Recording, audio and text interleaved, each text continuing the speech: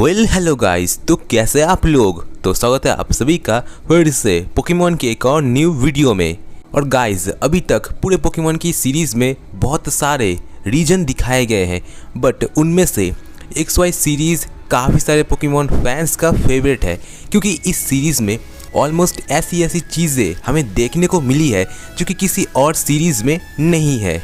और अल्टीमेटली पूरे कालोस रीजन में यानी कि XY सीरीज़ में वो सभी चीज़ें मौजूद है जो कि किसी भी फैन को अपना दीवाना बनाने के लिए काफ़ी है। जैसे कि कमाल के battle scenes, amazing graphics, mega evolution, awesome story telling and इसके अलावा इनक्रेडिबल बॉन्ड ग्रेनिंजा। और जब से पोकेमॉन XY सीरीज़ में बॉन्ड एवोल्यूशन को इंट्रोड्यूस किया गया है, तभी से कह सकते हैं कि सारे पोकेमॉन फैंस तो जैसे ग्रेनिंजा के दीवाने बन गए हैं। और पूरे पोकेमॉन की सीरीज़ में मेगा एवोल्यूशन को टक्कर देने वाली सिर्फ एक ही फिनोमेना हमें अभी तक पूरे कालोस रीजन में देखने को मिली है, जो कि है बॉन्ड एवोल्यूशन। और पूरे पोकेमॉन की सीरीज़ में अभी तक सिर्फ ग्रेनिंजा ने ही बॉन्ड एवोल्यूशन को अचीव किया है। तो इसलिए आज की वीडियो में हम लोग बात करने वाले हैं बॉन्ड एवोल्यूशन ग्रेनिंजा के रियल पावर के बारे में।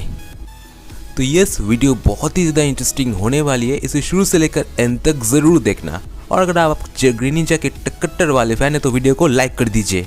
और अगर आप चैनल पर पहली बार आए तो सब्सक्राइब कर लीजिए ऐसे वीडियोस को देखने के लिए। सो विदाउट वेस्टिंग टाइम, चलिए अपनी वीडियो को शुरू करते हैं। Let's begin.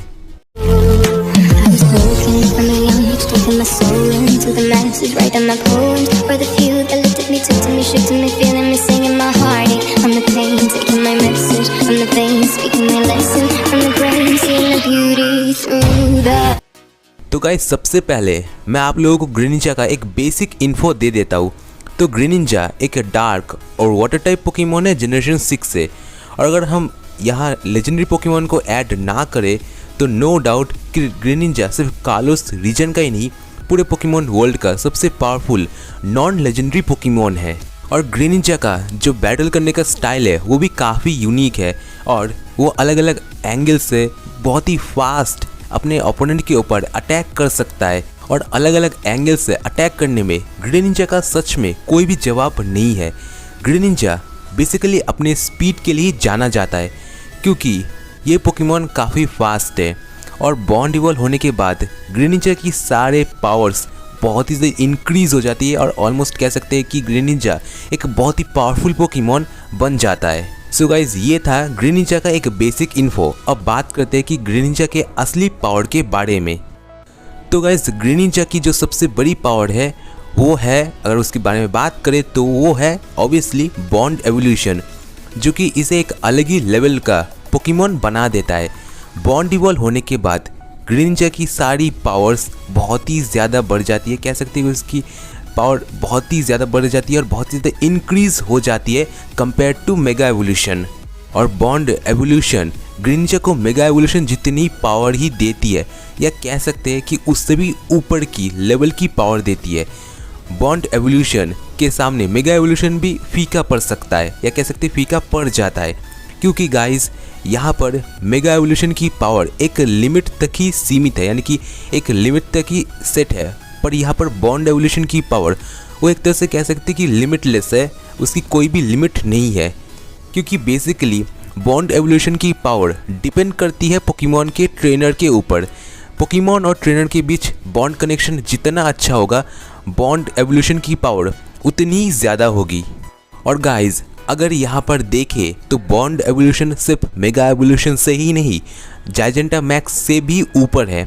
क्योंकि अगर हम बॉन्ड एवोल्यूशन को अच्छे से समझें और अच्छे से समझने के अगर कोशिश करें तो पूरे पोकेमॉन की सीरीज़ में ऐसा कोई भी एवोल्यूशन नहीं है जो कि बॉन्ड एवोल्यूशन, या कह सकते हैं कि ऐसा कोई फिनोमिना ही नहीं है जो कि बॉन्ड एवोल्यूशन को मात दे सकता है। हाँ, कुछ लोग ये कहेंगे और कुछ लोगों का ये मानना है कि ग्रेनिंजा पोकेमॉन सीरीज़ यानी कि पोकेमॉन XY के episode 131 down the fiery finishing में अपने फुल पोटेंशियल में था, यानी कि अपने फुल पावर में उस एपिसोड में था, जहाँ ग्रेनिंजा ने अलान के मेगा चार्जर्ड X के साथ बैटल की थी। पर मैं आप लोगों को कहूँगा कि उस टाइम पर ऑब्वियसली ग्रेनिंजा, मेरे अकॉर्डिंग ग्रेनिंजा उस टाइम पर अपने फुल पोटेंशियल या कह सकते हैं कि फुल पावर में नहीं था। Greninja Pokemon episode XY 133 coming apart at the dreams में अपने फुल पोटेंशियल यानी कि अपने फुल पावर में था, क्योंकि उस एपिसोड में हमें बॉन्ड एवोल्यूशन की और ऐश की असली पावर देखने को मिली थी। वेल गाइज, ये सिर्फ मेरा मानना है, आप लोगों को क्या सोचना है ये मुझे आप कमेंट करके बता सकते हैं।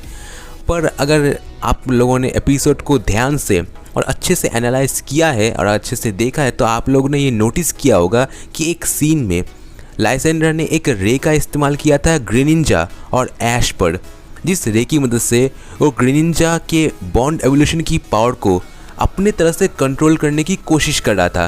पर किसी तरह ऐश और ग्रेनिंजा ने उस रे को तोड़ दिया और वहाँ से बाहर निकल आए। पर यहाँ पर आप कह सकते हैं कि भाई इससे क्या साबित होता है, एक रे से बाहर आना, ये इसमें कौन सी बड़ी बात है। पर गाइज, अगर आप लोगों ने एपिसोड को अच्छे से पूरे ध्यान से देखा है तो आप लोगों को याद होगा कि उस एपिसोड में लाइसेंडर ने कहा था कि इस रे में इतनी पावर है कि वो लेजेंडरी पोकेमॉन ज़ायगाट तक को कंट्रोल कर सकता है। और ये सिर्फ कहने में नहीं था, एक्चुअल में प्रैक्टिकली ये हुआ भी था उस एपिसोड में, जहाँ पर लाइसेंडर ने इस रे की मदद से ऑलमोस्ट 50% ज़ायगाट को कंट्रोल कर लिया था, यानी कि कमज़ोर भी कर दिया था। और यहाँ पर प्लीज़ मैं यहाँ पर कंप्लीट 100% ज़ायगाट की बात नहीं कर रहा हूँ, मैं यहाँ पर बात कर रहा हूँ 50% पावर ज़ायगाट की। हाँ, बट वेट आप लोग 50% ज़ायगाट की पावर को भी अनदेखा नहीं कर सकते, क्योंकि वो भी one of the most powerful, एक बहुत ही पावरफुल लेजेंडरी पोकेमॉन है। तो आप लोग खुद सोच सकते हैं कि जहाँ पर ज़ायगाट उस रे के आगे टिक नहीं पाया, वही यानी कि 50% ज़ायगाट उस रे के आगे टिक नहीं पाया, वहीं पर ग्रेनिंजा और ऐश ने उस रे को तोड़ दिया, उससे बाहर आ गए। तो आप लोग सोच सकते हो कि एक पॉइंट पर यानी कि उस मोमेंट पर ग्रेनिंजा और ऐश की पावर ने ऑलमोस्ट कह सकते हैं कि 50% ज़ायगाट की पावर तक को क्रॉस कर लिया था, उससे भी ज़्यादा पावरफुल वो बन गए थे। और उस एपिसोड में एक ऐसा सीन भी आया था जहाँ पर लिटरली बॉन्ड एवोल्यूशन की पावर ने लेजेंडरी पोकेमॉन के पावर को भी सरपास कर लिया था। एंड आप लोग खुद सोच सकते हो कि आज तक हमने ऐसा कोई भी फिनोमिना, मेगा एवोल्यूशन, जायजेंटा मैक्स या फिर मैक्स जितना भी पावर्स देखे हैं फिनोमिना में, उनमें से किसी फिनोमिना में इतनी पावर नहीं थी कि जो कि लेजेंडरी पोकेमॉन के पावर्स को सरपास कर सके। सरपास तो दूर की बात है, क्रॉस तो दूर की बात है, वो टक्कर भी नहीं दे सकते। वहीं पर बॉन्ड एवोल्यूशन ने एक पॉइंट में आकर ऐसी पावर दिखाई जो कि एक लेजेंडरी पोकेमॉन के पावर तक को सरपास कर सकता है। पर यहाँ पर प्रॉब्लम ये होगी कि इसके बाद ऐश और ग्रेनिंजा दोनों ही एग्जॉस्ट हो गए, दोनों ही बेहोश हो गए। और गाइस, हम ये जानते हैं कि बॉन्ड एवोल्यूशन की पावर बेसिकली पूरी तरह से ऐश के ऊपर डिपेंड करती है, और अगर ऐश को कुछ हो जाए तो ग्रेनिंजा के ऊपर भी इसका सीधा इफेक्ट होगा, क्योंकि दोनों मतलब इस फिनोमिना में दोनों एक दूसरे के साथ कनेक्ट होते हैं। अगर एक को कुछ हुआ तो डेफिनेटली दूसरे पर भी इसका इफेक्ट होगा। और वही हमें यहाँ पर भी देखने को मिला था, जहाँ पर हमने कई बार देखा है कि जब भी ऐश को कुछ होता है तो ग्रेनिंजा भी सही से लड़ नहीं पाता, क्योंकि उस टाइम पर ग्रेनिंजा की पूरी स्ट्रेंथ और पूरी पावर ऐश के ऊपर डिपेंड करती है।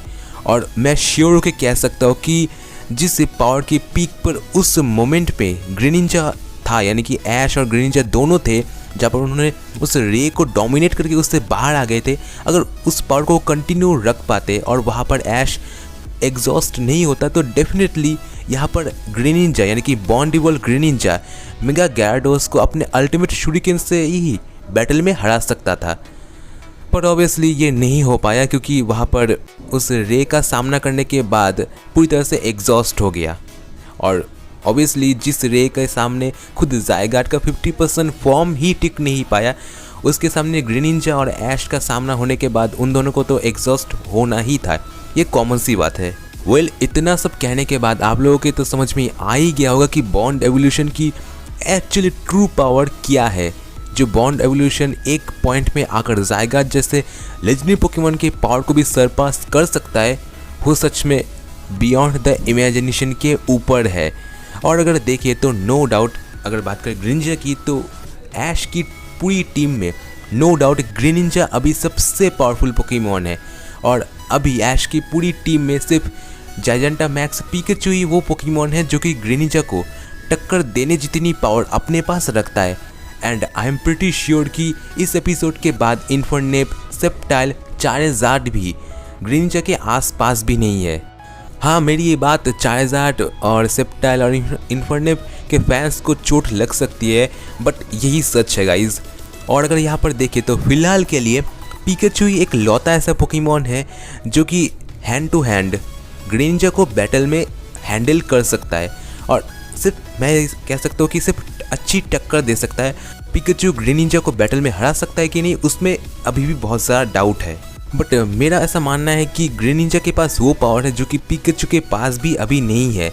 और मेरे अकॉर्डिंग उस बैटल में अगर बात करें पावर की तो नो डाउट मेरे हिसाब से, मेरे अकॉर्डिंग ग्रेनिंजा पिकाचू को हरा देगा और पिकाचू ग्रेनिंजा के सामने टिक नहीं पाएगा, ऐसा मेरा मानना है। आप लोगों का क्या मानना है ये कमेंट करके आप बता सकते हैं। तो अभी आप लोग कहेंगे कि भाई ये कैसे हो सकता है, पिकाचू ने तो अभी सबसे पावरफुल नॉन लेजेंडरी यानी कि लियोन के चारेज़ार्ड को बैटल में हराया, तो ऑब्वियसली पिकाचू सबसे पावरफुल हुआ ना। गाइस मैं आप लोगों को समझाता हूँ। तो यहाँ पर अगर देखें तो लियोन का चारेज़ार्ड कितना भी पावरफुल हो, पर वो ज़ायगार्ड के 50% फॉर्म के आसपास भी नहीं है पावर के मामले में। और वहीं पर ग्रेनिंजा ने उसकी पावर को सरपास किया है, यानी कि उसकी पावर को भी क्रॉस किया है। तो इससे आप लोग खुद ये आइडिया लगा सकते हैं कि ग्रेनिंजा की पावर किस लेवल पर है।